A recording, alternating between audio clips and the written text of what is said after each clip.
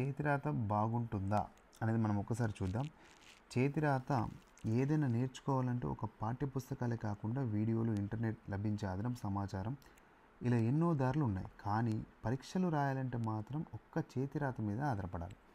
అది చూడగానే అర్థమయ్యేలా పొందిగ్గా ఉంటేనే ఆశించిన ఫలితాన్ని పొందగలం.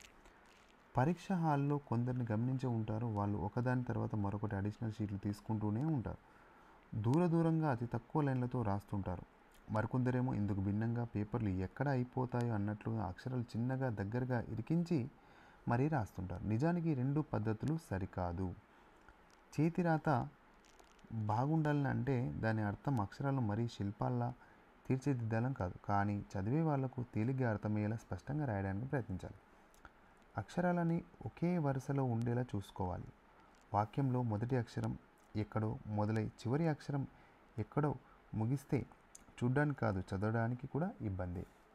మరి అక్షరాలన్నీ అంటే ఎలా ఉండాలంటే కలగాపుల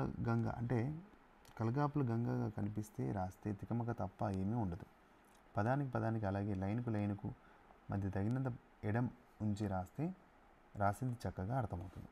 రాసిన పదాన్ని కొట్టివేయాల్సి వస్తే బలంగా పేపర్ చిరిగిపోయేలా కొట్టేయకూడదు. ఆ పదం మీద 2-3 గీతలు అడ్డంగా నిలువుగా గీయకూడదు. అవసరం లేని పదం మీద ఒక్క అడ్డుగీత గీసినా సరిపోతుంది. వాక్యం మొత్తం రాశాక అది అర్థవంతంగా లేదనిపించవచ్చు. అలాంటప్పుడు కూడా 2-3 గీతలతో అడ్డదిడ్డంగా కొట్టేసి గందరగోళం చేయకూడదు. రాసే ముందు ఒకసారి ఆలోచిస్తే మరీ మంచిది. రాసిన తర్వాత బాగాలేదా అనిపిస్తే ఒక్క గీతతో కొట్టేయడానికి ప్రయత్నించాలి. పేపర్ దిద్దే వాళ్ళు మీరు రాసిన దాన్ని ప్రశాంతంగా చదవాలంటే కొట్టివేతలు, దిద్దులు వీలైనంత లేకుండా స్పష్టంగా ఉండేటట్టు జాగ్రత్త పడాలి. అప్పుడే మీ యొక్క వ్రాత మీ యొక్క రైటింగ్ అనేది చాలా అద్భుతంగా ఉంటుంది, బాగుంటుంది. Thank you.